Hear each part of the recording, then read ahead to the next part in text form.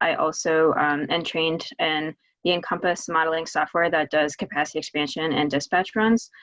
So I have used that in a couple of IRP cases, and last year we were working in a coal retirement case in New Mexico, where I used the Encompass modeling software. So that's the focus of my work. So the research objectives that we had for this project, working with Louise and her colleagues, really asked us to look across a number of studies and address a number of important questions. Affordability, first of all.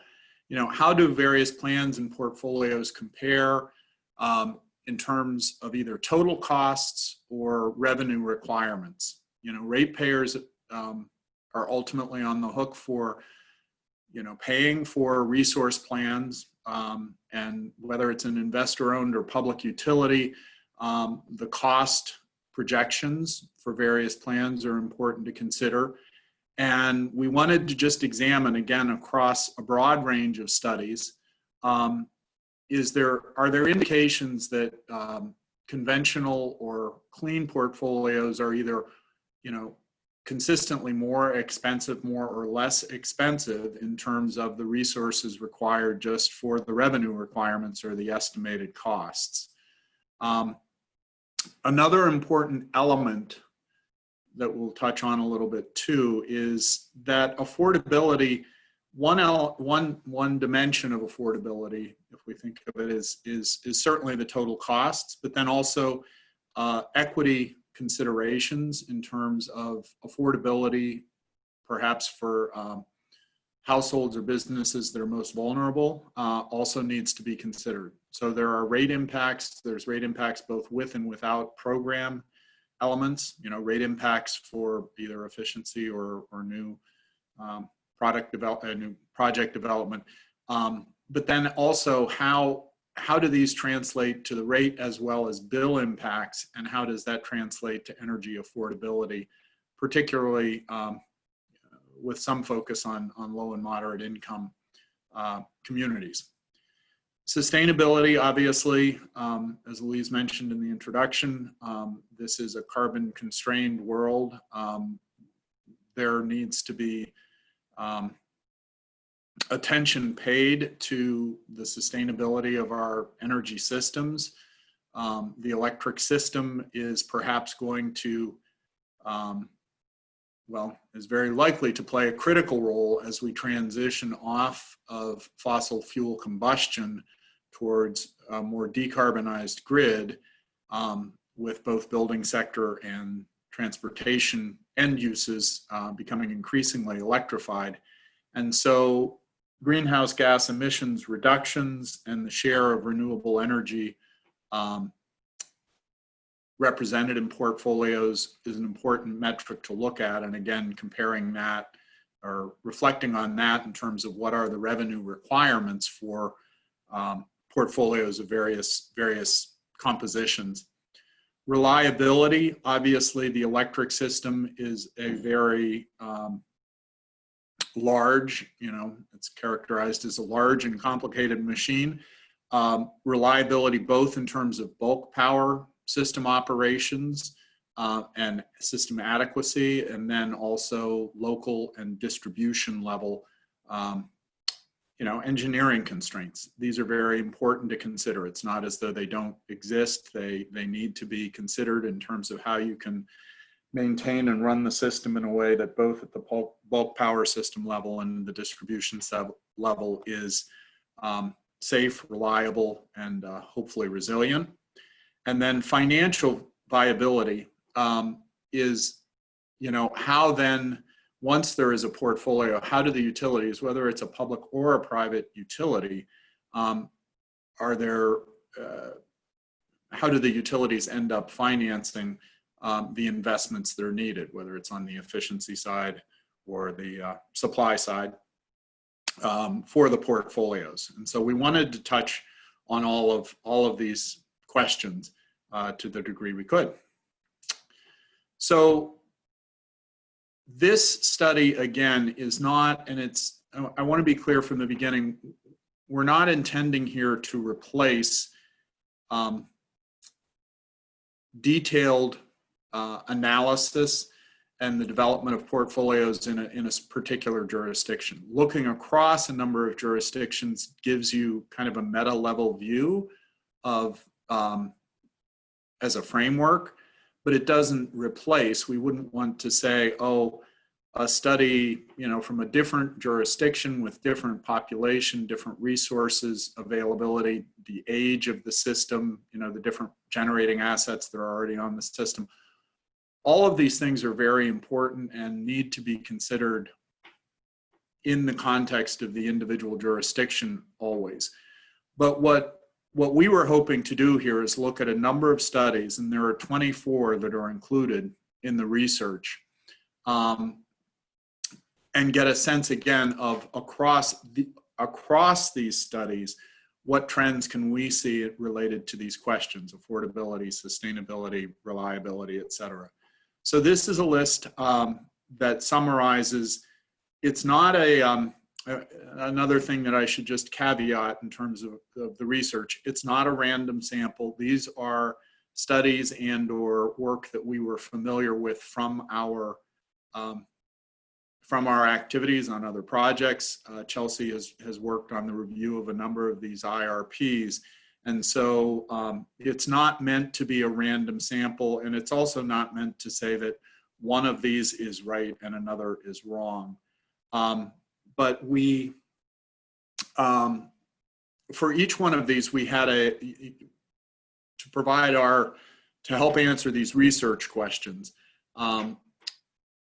We used our professional judgment to identify kind of a clean portfolio and the conventional portfolio. So very often the clean portfolio will include higher levels of energy efficiency, more rapid retirement of coal and potentially other fossil resources, higher levels of renewables. And so both a clean and then the conventional is often kind of more either an extension of the operating life of existing coal plants or later retirement. So operating existing fossil assets to the end of their full lifetime rather than looking at early retirements. And so for each of these, there's a clean and a kind of conventional portfolio. Scanning to the second page here, Chelsea, maybe if you want to just comment on some of these are a lot of the IRPs that we included. So if you want to just make a few comments on some of the IRP elements, why don't you do that? Sure. So in a lot of the recent IRPs that myself and my supervisor, Anna Summer, have worked on, what we've seen, especially in the cases that we worked on in Indiana, and also the case that we worked on in New Mexico, was that what a lot of the utilities were finding was that when they issued an all-source request for proposals, which they then used as cost inputs for their modeling analysis, that the renewables, hybrid resources that looked at pairing solar with battery storage and battery storage were the lower cost option. And what we've seen within the last year or two is significant announcements of coal retirement capacity because the utilities did find that it would be cheaper for them to pursue renewables in combination with different levels of energy efficiency and demand response. And I also just wanted to comment that myself and Anna have had the opportunity to participate in the most recent IRP process in Nova Scotia. I hadn't participated in the 2014 process, so I'm not exactly sure how it unfolded for the 2014 IRP, but I did just want to comment that for our analysis, NSB had been looking at a couple of different strategies for the development of how they kind of structured the scenarios that they analyzed for this IRP process. And they were looking at different levels of electrification from the study that E3 had performed for them.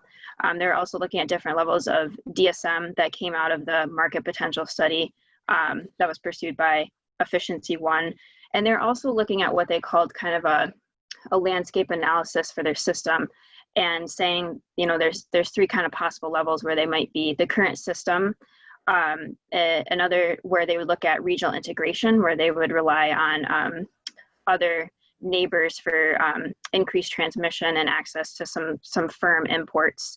And also a level of DER analysis of increased adoption of rooftop solar PV. And then the last kind of strategy they're looking at was what level of GHG emission trajectory will there be? Will there be a faster retirement of coal plants to meet the net zero goals? Or will the system stay as it is and we won't see as fast of retirement of the coal units on NSP system? So for this analysis, as David mentioned, we kind of had to use the information that was available to us to kind of deem what portfolio modeled by the utility would be considered the clean portfolio. So for Nova Scotia's case, we were looking at the accelerated net zero, where there was a faster retirement of coal plants, not as much gas coming online. All of their scenarios they looked at had some level of new gas coming online. So we were looking at the portfolio that would have the least amount of gas, the highest amount of renewables, and the fastest coal retirement, in addition to some new DR and energy efficiency. And we were comparing that to the business as usual case, which was portfolio 1.0A, as named by Nova Scotia Power, which was looking at their current system retirements not for coal not happening, not all of them coming offline until 2040, and them looking at a lower level of electrification.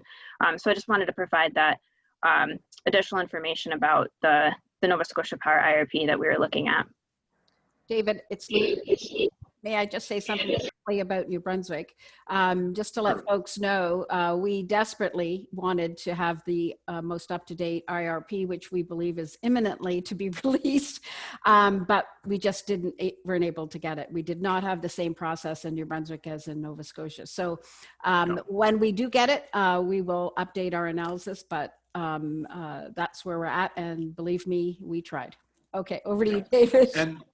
No, thank you. And so what you see here is if I go back up a slide, the first 10 are kind of scenario-based studies that have looked at, at the national or state level of particular levels of renewable development, along with different kind of electrification scenarios or efficiency scenarios. And then 11 through 24, again, are IRPs.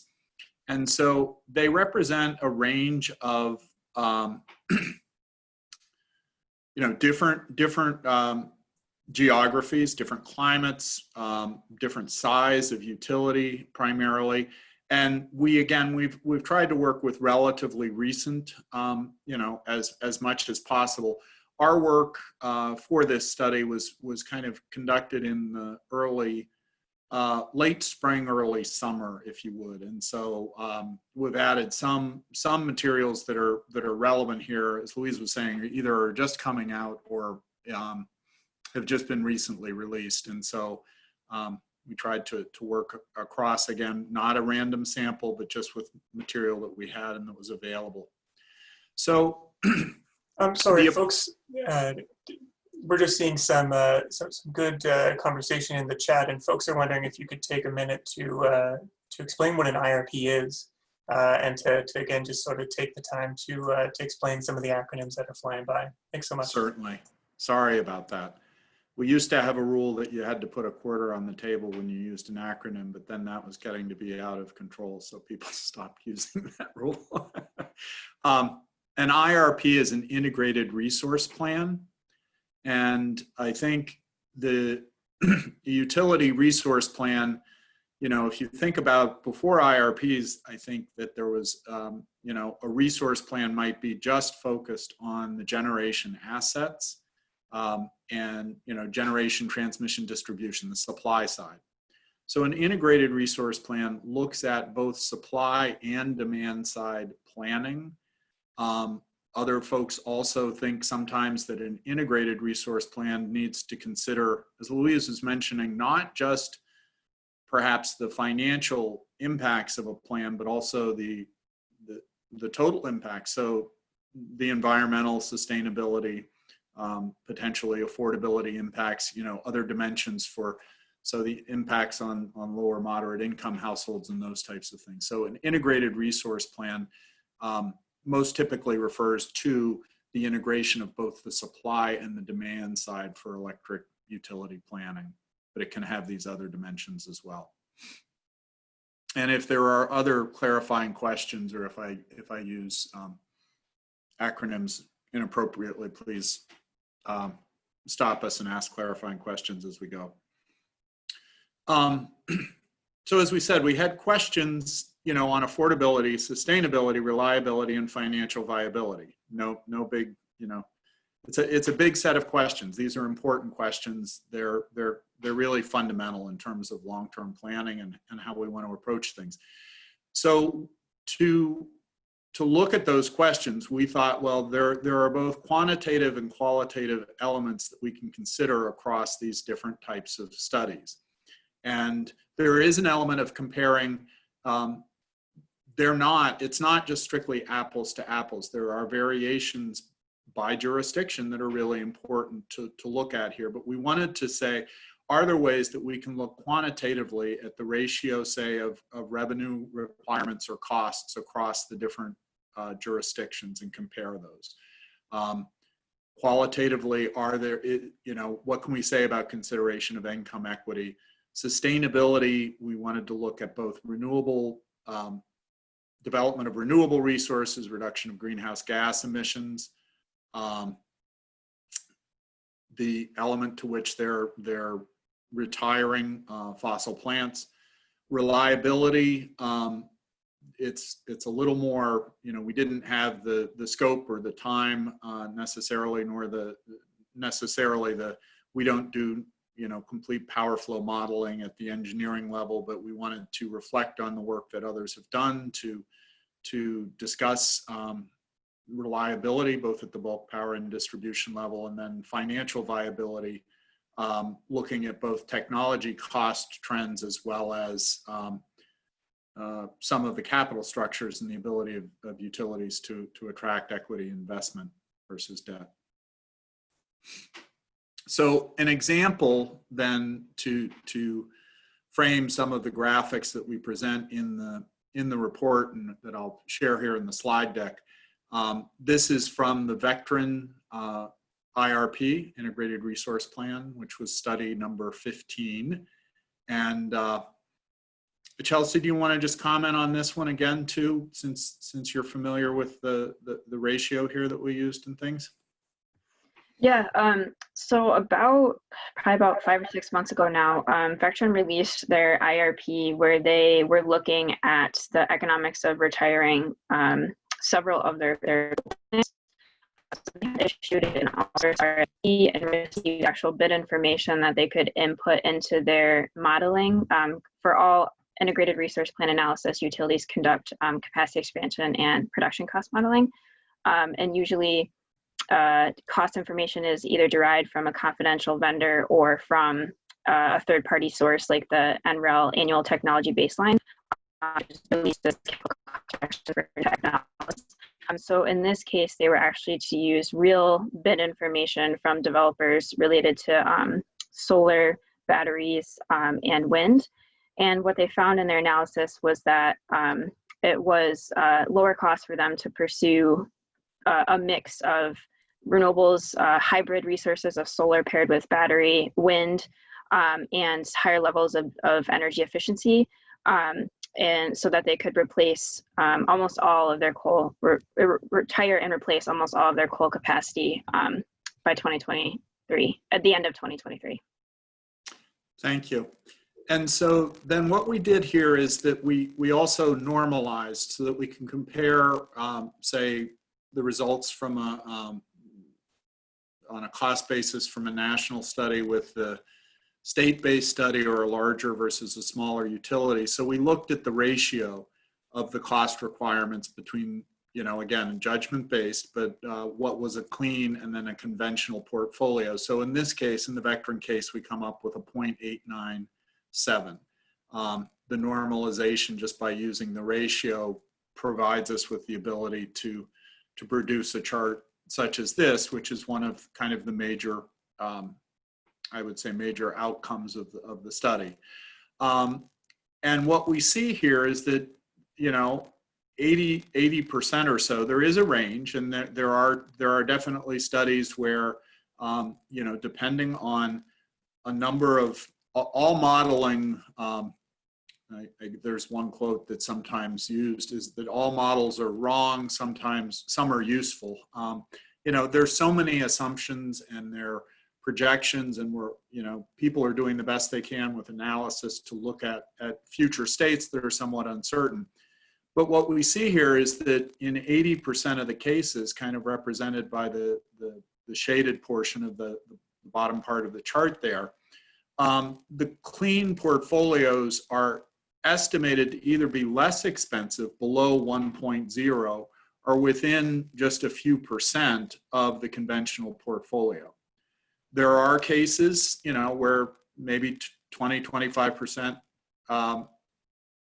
they're all actually less than 25%, but there are cases and there are studies that show that these are higher, but across a number of studies now, we're seeing that on the affordability in terms of comparative cost and revenue requirements, that the clean portfolios are cost competitive or indeed estimated to be less expensive than the conventional portfolios.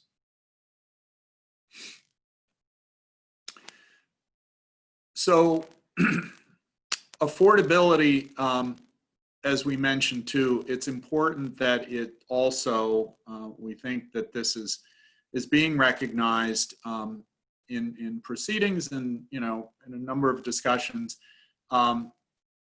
Equity is also very important to consider. The affordability of energy services for ratepayers and for ratepayers who are economically disadvantaged is very important to consider. Now, sometimes that translates strictly to a focus on we can't have any rate increases, but we always like to emphasize that if services are being provided and bills and overall system costs, if you don't do energy efficiency, many times the overall system costs are going to go up, and so rates would go up in the absence of energy efficiency as well as with energy efficiency.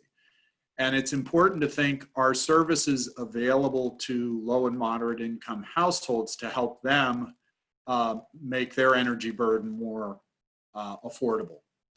So the most common metric that's been used in program design and in you know, many of these IRPs don't necessarily get into program design, but also the work that we do across the country and also helping in Canada, across the US and Canada. Many programs and historically there's been some element of saying, well, program spending on low and moderate income households, you need to have targeted spending, a certain amount of spending. We see that increasing. There's more attention paid to that, and more commonly there either will be a requirement. I've just been working with in New Hampshire on their triennial plan for energy efficiency, where 17% of the total spending needs to be spent for low and moderate income households. We see that increasing more and more, but there are remaining gaps. In many places, the share of the population, the share of the representation of the population is for low and moderate income households would be higher than what we see in terms of the required level of spending.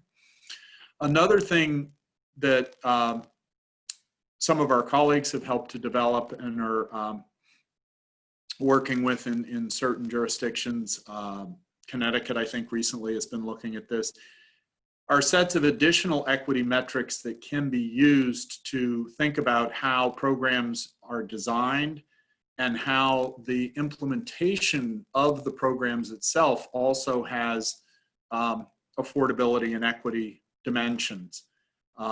So participation for commercial entities or nonprofits that serve low and moderate income neighborhoods or households. Participation in contracting for program management and delivery of services. Are there opportunities for local communities, say, that want to provide weatherization services in that community? Do they have an ability to participate and compete for the work? Looking at realized savings by customer class rather than just the spending. There are other elements other than income that may make that may be important for communities to be able to access program services. You can think of things such as potentially language barriers or housing tenancy barriers, those types of things, and strategies that are emerging to try to help target and outreach to make sure that there's equitable access to the program services that are being provided, and that the benefits of investing in, you know, demand side resources is as you know, appropriately distributed as possible. And then finally, you know, looking at the representation of target communities in job application pools, management board compositions, and all of those things. So these are emerging, but we think that they are important elements that will help to provide long-term benefit and favorable outcomes. I'm going to speed up here just a little bit. What this slide represents, the study numbers here are the same as they were listed on this first slide, so just back for reference. But what we have here are some cost ratios for renewable share, greenhouse gas reduction. So this now is getting into the sustainability dimension that we wanted to look at. And not all of the studies would we have necessarily the comparative renewable share, but this midterm kind of by 2030, we see that most of the studies are in kind of a 30 to say 50, 60% range. Some go higher, but again, in general, on the on the y-axis here, we have the revenue requirement ratio that we looked at before. And what we see is that in many cases, the higher level of renewable saturation is not necessarily more expensive than the conventional portfolio. So the y-axis is taking the revenue requirement ratio from the initial slide and then looking at it on another dimension with the renewable energy midterm. Longer, then we have in the report, there's also a longer term renewable ratio. The other dimension that we looked at for sustainability were greenhouse gas reductions. As we get out to 80%, you start to see a wider range of the cost estimates, but again, these are still mostly within kind of a 10%. And in many cases, the reductions in greenhouse gas emissions come in at a lower cost than we see for the conventional portfolio.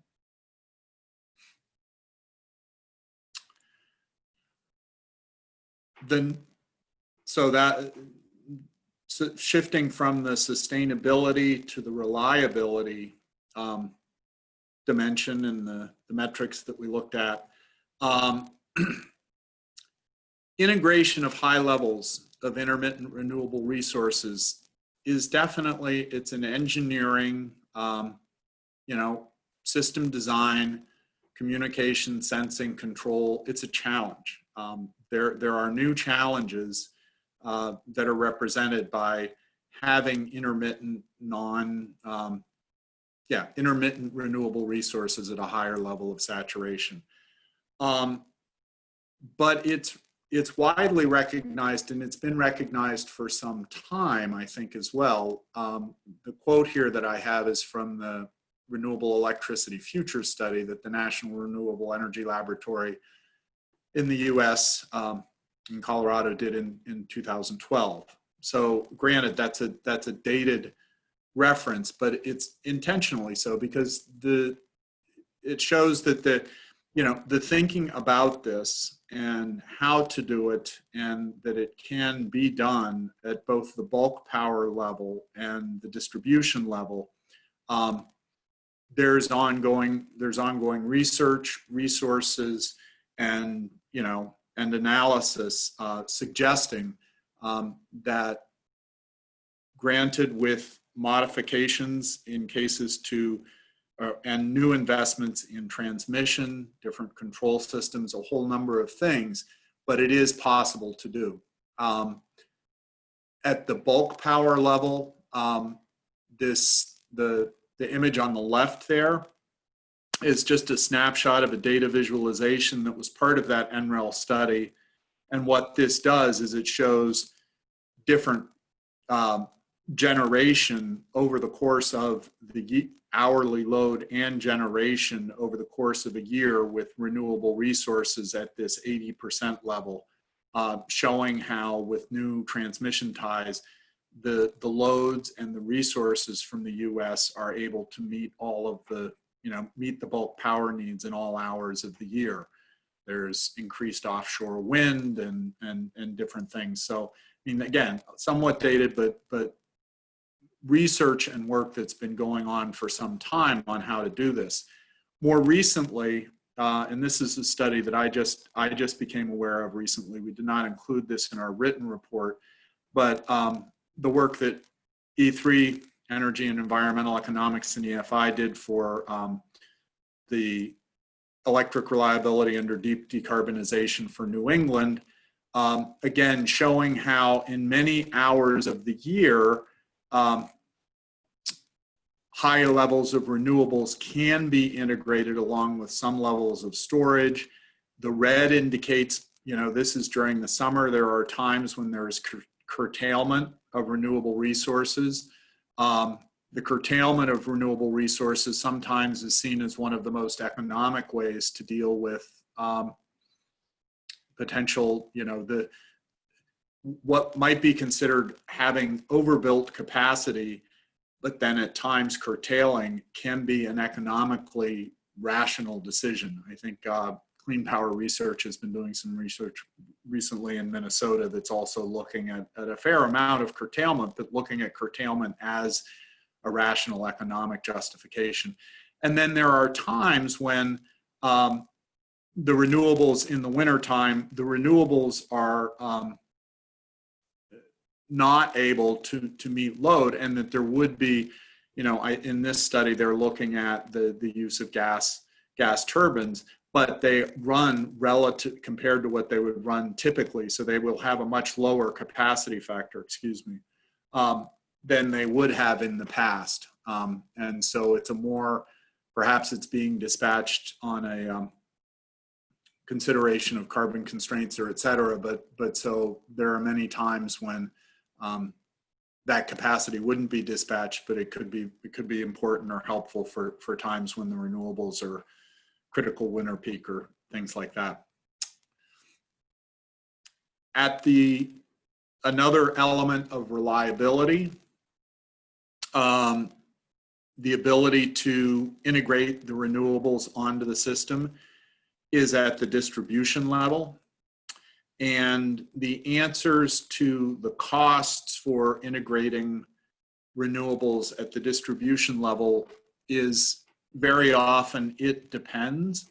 There can be, the chart on the left shows circuit upgrade costs from a study that PEPCO did, showing the saturation of photovoltaics on the x-axis, and then the cost for upgrades. And what you see is that along the bottom, there are many, many cases where you can get relatively high levels of saturation of PV in terms of the peak circuit load with no additional upgrade costs. There are other situations where even a low level of PV addition does trigger a relatively high cost. And so there's the citing and the consideration of the local conditions is very important, but it's not true that it always requires. There are many circuits that can host a fair amount of intermittent renewable generation, PV generation, without necessarily triggering the need for distribution system upgrades. A way that this is playing out, the image on the right shows the solar hosting capacity map that Green Mountain Power has developed. And so this tries to help individuals understand these are indicators of circuits that have relatively low low likelihood of having any requirements on the distribution circuit for any kind of upgrades. Orange becomes a little bit more problematic, and red, it's very likely that there's limited hosting capacity on this distribution circuit. There are elements that are, regulatory and policy planning about how you deal with either the equity or, where you site solar is important. And many times if it can be sited near a substation, and potentially if it can be sited near a substation and then through something like community solar, you have equitable access to that resource, that type of thing can happen. There are sites that are not good for adding new solar because they will require system upgrades that might not otherwise be required. And so all of these things are very important to consider, but again, this is the type of analysis that is emerging and can certainly help to answer and address these questions. Moving along, the last dimension we were looking at, financial viability. There are a number of different factors that play into these plans about the financial viability of a given portfolio. The technology costs, the maturity of the technology, the track record for the technology, how much, both the maturity and the kind of the market readiness of the track record, the blockiness of an investment that's required, cost trends, and the ability to attract equity financing for these. So again, this is observational from some of these cases. We know in New Brunswick, there's consideration of the small modular reactors. And so just looking at to give some comparisons or some indicators for thought and comparison here, note that the SMR roadmap estimates from when we were conducting the research here appear to be significantly lower, or lower in both the best and the worst case, than estimates, from kind of national studies based on Lazard conducts and updates cost estimates for all different generating technologies. And so it's important to at least conduct sensitivity analysis, and being overly optimistic about the technology costs or overly pessimistic need to be careful of that in the planning process. Also not to, as Louise said, these are based somewhat on the older New Brunswick Power activities, but from the 2017 IRP, there appeared to also be higher estimated cost for solar and wind than you would see from again, a comparison to Lazard that tracks. And these show over time, particularly the very significant declines in cost for solar and wind resources. And I would say that one thing that's almost seemed consistent is that the estimates of cost declines for solar have typically almost been not aggressive enough. Recently, Louise shared with me I think Maine recently had an RFP for solar resources, and the average cost that was awarded was about $350 per megawatt hour. So 3.5 cents per kilowatt hour for solar in Maine, which, used to be quite astounding when it was also in a more desert climate, but the costs of solar have just continued to come down. And so even in Maine, the costs are very competitive at this point.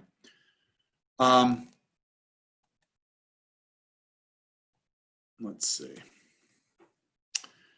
And then finally, looking at another dimension here would be kind of, this is another snapshot from the Lazard research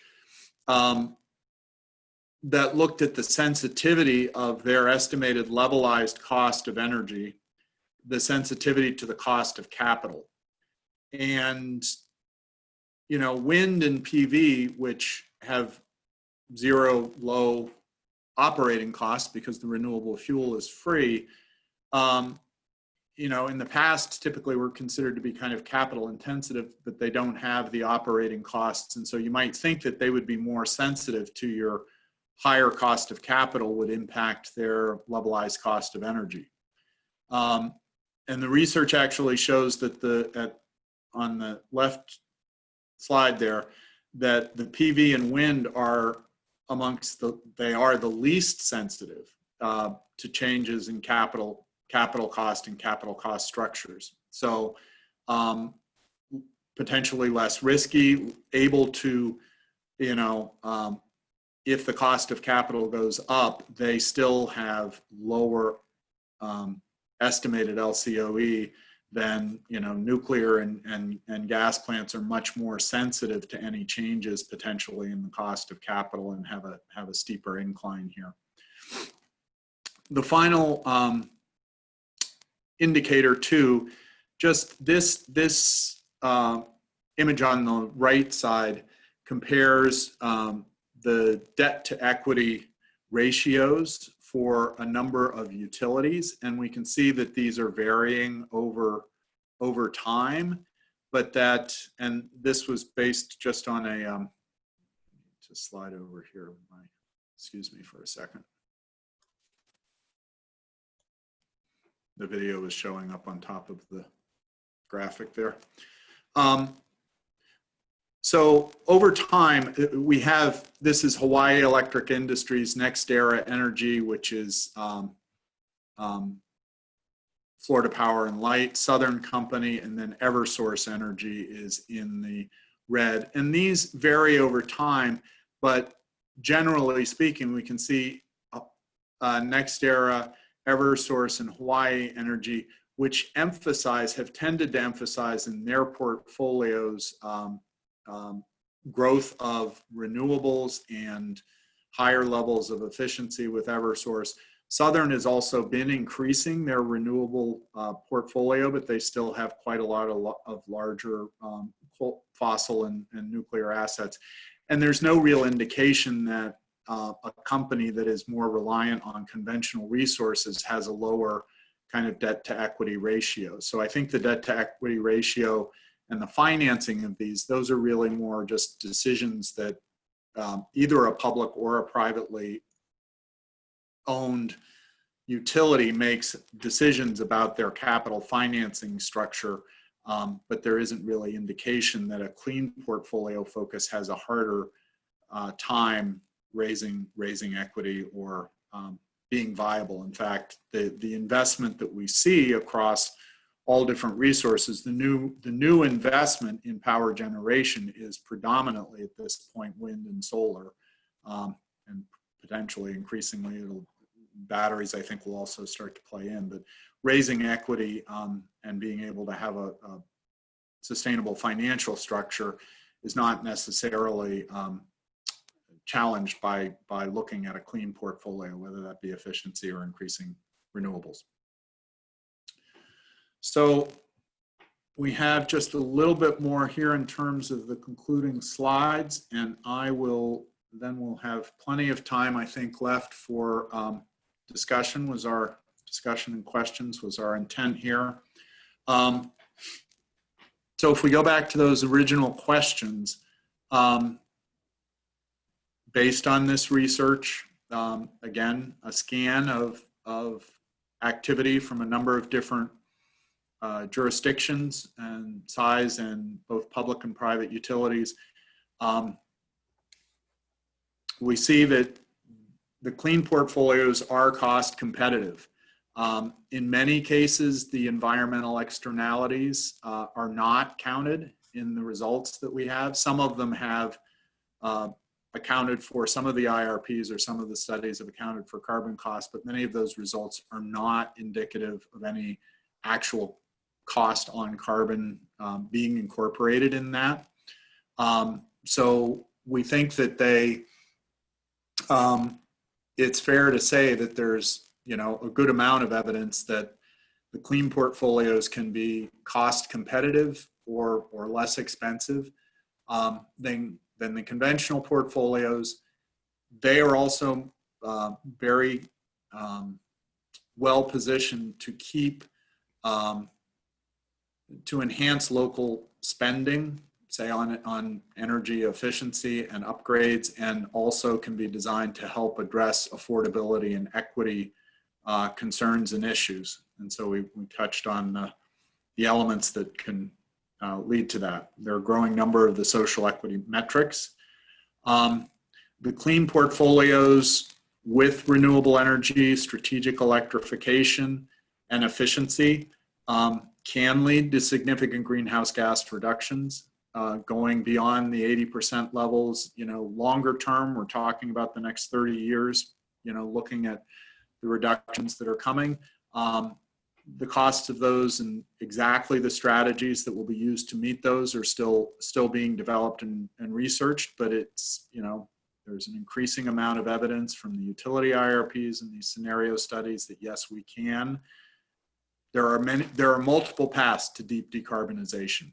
And so it is possible and viable, as we're saying, again, from the cost perspective to do that. And definitely the integration of this from the technical point of view, it is not something to be ignored or swept under the table or not acknowledged. It's the physics of an electric system and how to operate it properly are very real and need to be considered, but the system can be designed to run with high levels of renewable energy saturation. And in doing so, we can actually, there will be some investment involved, but we probably come up with a system that is more resilient and robust in the process, but reliability and safety are critical. And then the financing for clean energy portfolios, there doesn't appear to be any evidence that would say, well, the financing of clean energy portfolios is a large barrier. Indeed, it may be easier to finance things that are investing in these as opposed to some of the, there aren't utilities that have been going bankrupt because of investments in renewables and efficiency. There are utilities that have gone bankrupt because of investments in nuclear. And that the lack of modularity and kind of betting the farm on one large project is indicative of that. Now, smaller modular nuclear reactors could be something different, but again, the modularity of investments in efficiency and renewables can be much more finely tuned and then resilient to changes, say, in forecasts or economic growth and that type of thing. It's not as blocky an investment, and then it also gives you more flexibility in terms of your planning and the assets that are being used to meet your needs. So, thank you very much. Chelsea, are there things that we thought I was going to hit on that I missed or skipped over? Any things that you'd like to add right now? And then we can just open it up for Louise. I'm sure you've got a bunch of questions or comments in the chat group. I do indeed, and we're getting close to time. I'm going to let the session run a few minutes longer if folks can stay. So Chelsea, if you have anything to say, go for it. If not, I'm going to start the process here. I'd move towards the questions so we can Good. get Yeah. done. I'm sorry, Louise. I thought we were going for, No problem. are we not scheduled? We're just scheduled for an hour, or was it an hour and a half? I kept it open for that time if it's it's in order to allow us to go over. Yeah, absolutely. But generally speaking, we try to keep it to an hour. It is not a stress. Don't worry. We will continue on as long as people are able to stay. Okay. And certainly for the next few minutes. I just want to perhaps set a bit of context as I'm watching the questions come in.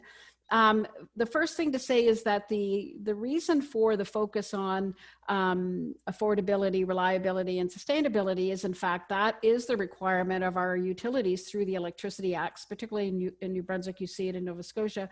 And so we wanted to do our analysis to actually go at this conversation on the very basis that our governments are arguing that the utilities should. And so what we're concluding through the process with East Coast Environmental Law and with David is that we can have a legitimate difference of opinion about what constitutes affordable, reliable, and sustainable. And obviously are putting forward some ideas that we would have loved to have incorporated into a public IRP process in New Brunswick, but we don't do that as much here as they've done in Nova Scotia, where there were, I think, 9 public sessions or 6, and multiple studies, all of them public. And so one of the things I know David was thinking of saying that I'll just make a point of is that part of what we're doing is contributing to what should also be a full and public process around electricity planning.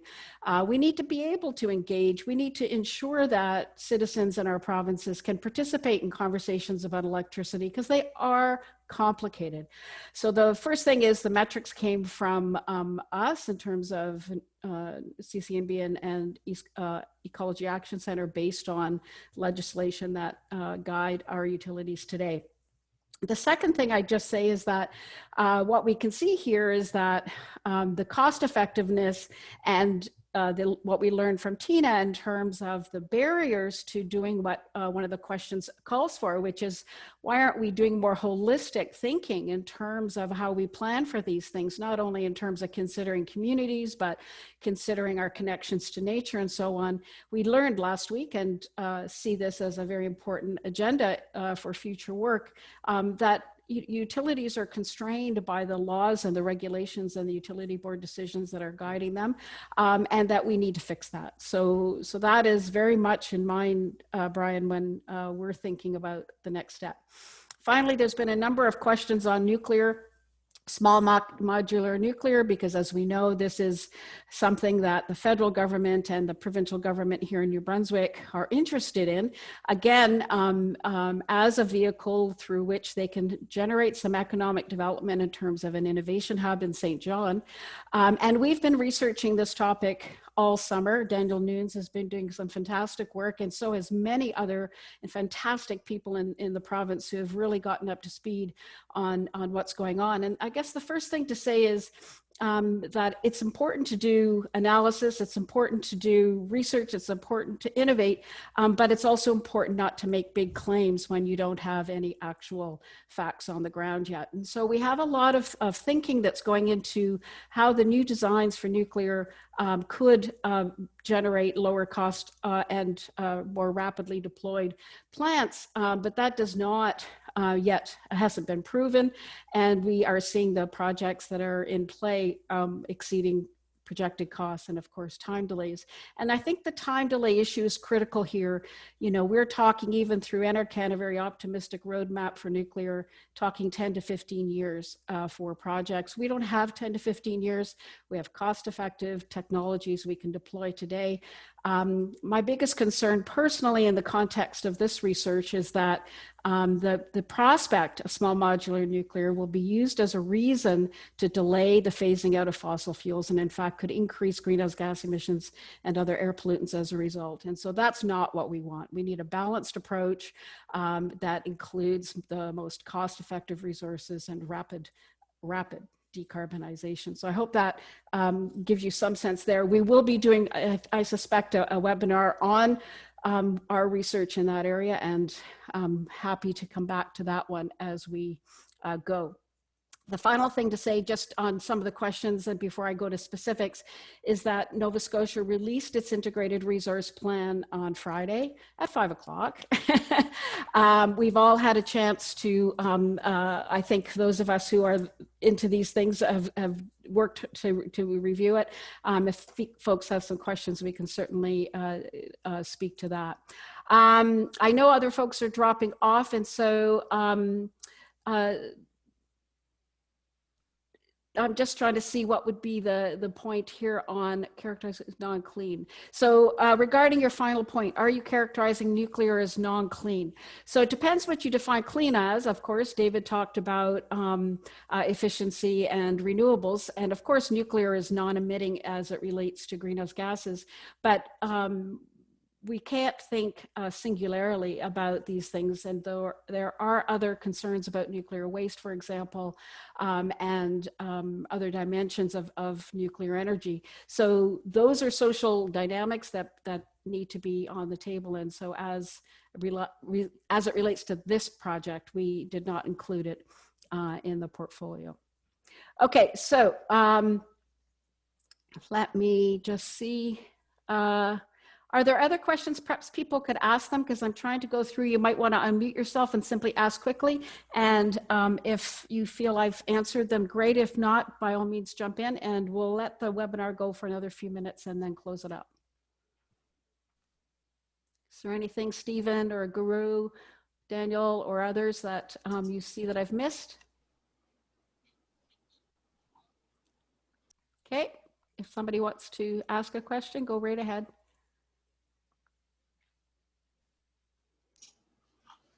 I have a question. Can you hear me? Yep. Yeah, it's Kevin Gallant here. The issues with the training, you know, with all these different systems coming out, and, you know, PV integrated rooftop, ground mounts to micro hydro. There's a lot of great initiatives, renewables. The question is, ultimately, the engineers design the energy systems and the trade workers build these systems, whether it's electricians, welders. Is there any statistics or metrics showing how training in the trades is going to help, being introduced in Maine or New England or even Atlantic Canada to understand these new systems and bringing these to the grid? It's a good question. I'm aware of several places that have been doing some significant kind of, and I think good work with this.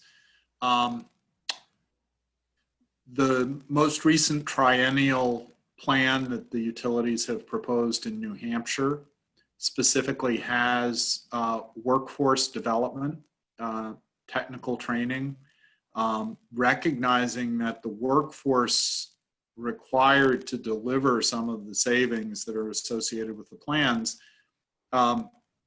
it needs to be developed and trained. And so they have explicitly identified workforce training components in their utility triennial plan, you know, to develop the workforce that will provide these services. And in doing so, they've taken account, although not directly, they didn't say, and, you know, we're also thinking of this other dimension of an equity issue. They're saying, you know, they want to have training in all portions of the state, so that, you know, some of the more rural areas of the state, there is access and availability to try to help make jobs available, and some training that will get people engaged in delivering those. The National Renewable Electric Co-op Association, and RECA in the US, has also done a fair amount with the training of kind of, what would you say, a new generation. There are a lot of utility distribution engineers who are a bit older and who are going to retire someday or soon. And so, you know, and RECA has been doing quite a lot with solar and battery storage and development. And there are a lot of younger professional, you know, distribution level engineers that are, you know, participating in different research projects and making things available to their co-op members. So those are two places that I've seen that I think, you know, are helping to illustrate things that could be done in that sense. Yep. Leslie from Moncton's also asked a question about this, and I'll just pop in to say that a couple of years ago, and I'm happy to share this, I did a study. I spent a year actually studying what the barriers were to getting the training done that we needed to essentially transform the electricity system. And what I found was, once again, and as your comment is, you know, the community college is ready to train. What we don't have are the policy drivers to generate the demand. And essentially the conclusion of the report was, you generate the demand, we'll generate the supply. And so it's similar to, what Tina said last week. What we lack is essentially a political will, and that failure is a choice. It's a choice that we're making in our provinces and jurisdictions. Another resource that's done a lot in this area is the Interstate Renewable Energy Council, IREC. They've done a lot with workforce training and development for solar as well. And so I think that they are, there's great potential for job growth. If you're talking about increasing distributed generation and or the need for weatherizing buildings or strategic electrification, changing the heating systems in buildings, all of these things, there's a new dimension of technical and vehicle electrification. There's a new dimension of technical skill sets that can be trained and used for new job creation. Just one note, the reason I mentioned it, the IGAs of Quebec and New Brunswick are now integrating electric vehicle chargers, and that's an example of a trade. There's 2 manufacturers in Quebec right now, and there's a solar. But I'm just trying to find out the transition to how a heat pump installer from Fredericton or Maine can understand how to get into the EV market, for example, or the off-grid markets.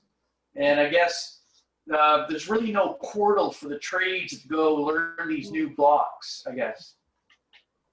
Okay, that's a great point for us to factor into our government relations work. That's great, thank you. Maybe David, just before I'll make this point and maybe provide a comment. You could provide a comment and then we'll close it off. And I'll share the details about what happens next.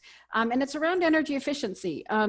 Brian's posted a couple of questions around the core question of consumption. We've historically, utilities, basically didn't, as they say, we didn't care what happened behind the meter. We just cared about what happened outside. If you were using it, we were going to give you supply. Today, energy efficiency is a bigger factor in all of these integrated resource plans. And I just wondered if you could say a little about that, and I'll give you just the context for why I'm asking. New Brunswick's investment in efficiency is somewhat lower. The recent report card put it at about just over 0.5% of retail sales, which is a metric that is used. Yeah. Nova Scotia's, I think, 1.2. There's dreams of maybe getting over 2%, and the best jurisdictions are closer to 3%. And I just wondered, in the context of what you've got here, if there's anything you can just add around that dynamic and why we're leaving these consumption-oriented energy savings on the table. Yeah. It's a good point. I don't know if we, efficiency is very typically your kind of, it's a least cost resource. And there's an interesting dynamic right now that's emerged that, say I mentioned Efficiency Vermont at the beginning of the discussion. When we started as an efficiency utility, we had megawatt hour savings goals, and that was it. And so it was the reduction of megawatt hours that was the key metric.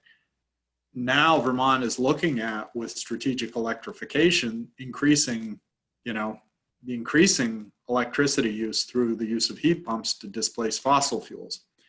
That doesn't mean efficiency still isn't important. But you can't just have that decrease if you're going to be active there and you're trying to help promote even efficient heat pumps, but they could be growing load as well. Right. So there's that dimension, but efficiency at the levels. And we see it in multiple places. We see multiple places that have a requirement, either legislative or regulatorily, for all cost-effective efficiency. In reality, in almost all cases, efficiency spending and efficiency programs are still budget constrained. Okay. And so it's balanced out. They pencil out an analysis to be less costly, but there are concerns about, the level of efficiency spending. So often there's within a certain budget cap or that type of thing. Yep. And the levels, yes, it's, savings that are 2% or more, 1.5% or more of annual requirements, I think are very well, there are many jurisdictions now that can attain that. It really is more a level of the political and regulatory will. Sometimes it becomes more political, I think, than, efficiency as a low-cost resource, or any of these as resources sometimes get more of a political bent on them than they maybe necessarily deserve. If it's a least cost resource and it can help to reduce system costs, that can be a good thing for everybody. Great. So let me close things off there, if it's okay with you. And first say, obviously, thank you very much for your contribution to our work and to our thinking. Second, I've been recording the webinar. I started at Chelsea, actually. I forgot at the very beginning. Stephen had to remind me. But but it is recorded from the beginning of the presentation. And we will send you the deck as well. We are creating a portal on our website that will share with you all sorts of information about electricity issues. And based on our chat today, I appreciate the reminder to also include an explainer for terminology. So we'll make sure that that's there. I do try to write very simply and clearly, so hopefully that will work too. Okay, so thank you very much. We appreciate it, and stay tuned. We hope to be doing more of these, and you'll hear from us in the new year. Take care. Bye-bye. Thank you, everybody. Bye.